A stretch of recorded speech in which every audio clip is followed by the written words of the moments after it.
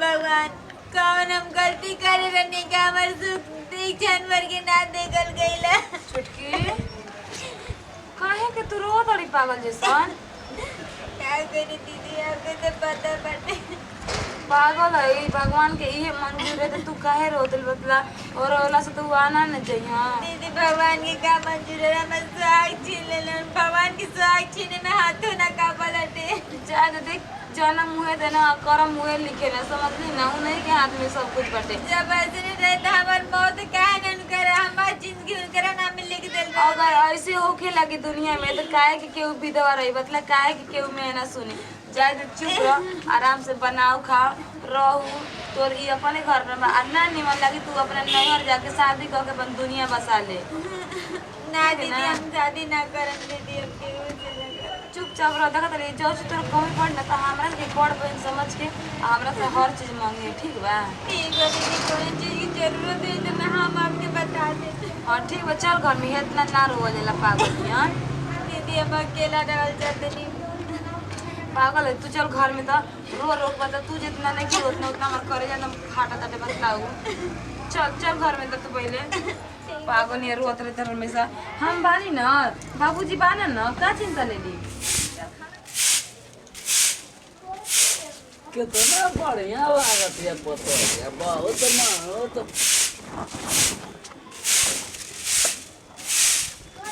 कमारे करता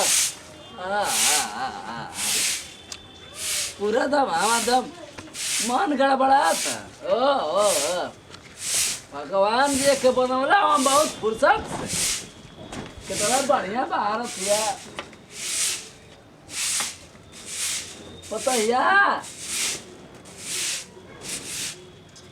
अरे बाबूजी क्या करता नहीं? कुछ न रे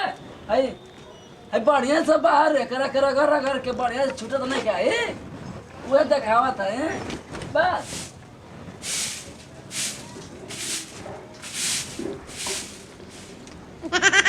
अरे बाबूजी क्या करता नहीं? बचिया है देख ले कुल लागल है तू छुड़ावत है देख हम नीचा कुल लागल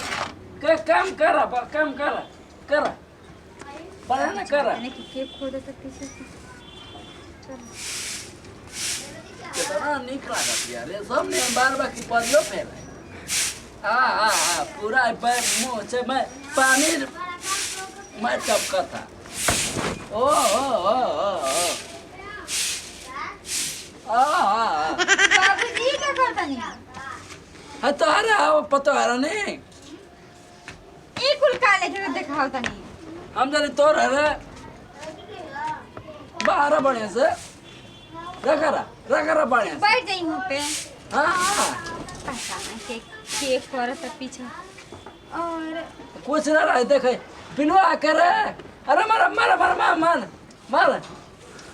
पिलू रहे बाबूजी। हाँ अरे आ देख अरे ढीला मोटका ढील ढील ढील ढील ढीला ढीला आये माई अरे ढीला रे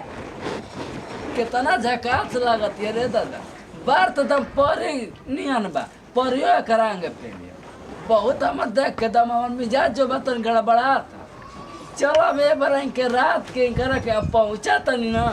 मुसवन ने दम अब बिलयन के पैर दबाव दबाव तो तना पहुंचम कि जानबो ना करे जब जानिए तो देखाई राम के भरोसा पूरा जय जय सीताराम देखाई कितना सुतल एक मूड के रे माई चलो जाए दलाई क्या तना के भगवान जी के प्यारा हो गए अब हम जिंदा बनता हम ही कुछ कर तो करवट पहलत या के तो सांस लेती है अरे भाई चढ़ी कि ना चढ़ी जो वही देखा जाएगा।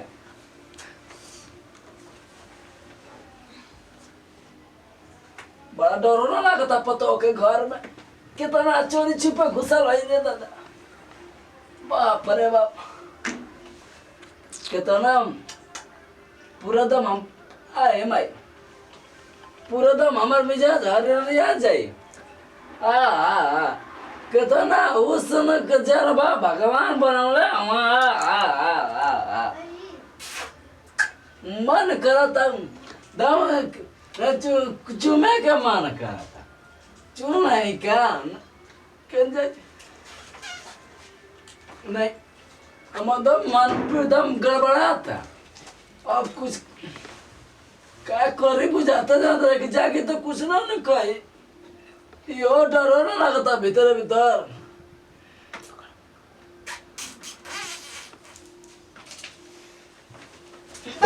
अरे भाई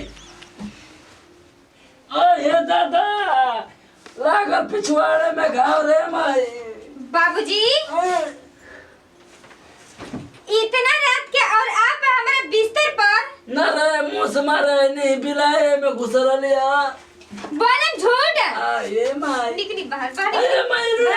ये दादा बाहर निकली अरे माई निकली बाहर अरे माई बताए राम बाबूजी के दीदी देखे नहीं करे कि बाबूजी के देखे ना बाबूजी हो गया और क्या हुआ रे ये बूढ़ा बाबू अरे माई मारी दीदी मारी अरे चलो अरे माई चलो कोई नहीं तू बोले ना मेरे बाबूजी की जगह कर रे दीदी ना दीदी हम सुते रहने आराम से हमरा ऊपर आके बाबूजी आज खाते रहनी हे परमात्मा इन अरे माई अरे माई निकल निकल निकल अरे माई दीदी हमरा इज्जत के बाबूजी सेफ नहीं की यो ये कौन बाबूजी देवर मर गए तो अब मैंने यहाँ पे लगन दूर डाले पता है आपकी बेटी से मान है बाबूजी अरे आपकी माई बेटी ने लगा मत पता है मारे तेरे को मार अरे माई नहीं आई है नहीं हट रहे छोड़की एक के बुढ़वा के हां एक सब अरे माई दादा अब ना ये बाबा आ तोरा बदला तो नहीं ये दीदी देखी ना जब तो आप बोला कि ना रहला टे हमरा के दीदी कैसे बोले हम डरा गए रहनी है चुप रहो अब हम उनका के शौक सिखा आप बताइए दीदी जब बेटी अपना घर में सेफ नहीं किसी तो के घर में सेफ रही है सर बुढ़वा समझाओ कि ऐसे ना करके चाहिए बड़ा भैया हम फिरेंगे बाबा नमस्कार प्रणाम भैया हाँ भाई पूजा गुप्ता नमस्कार एकदम छेद कर रहा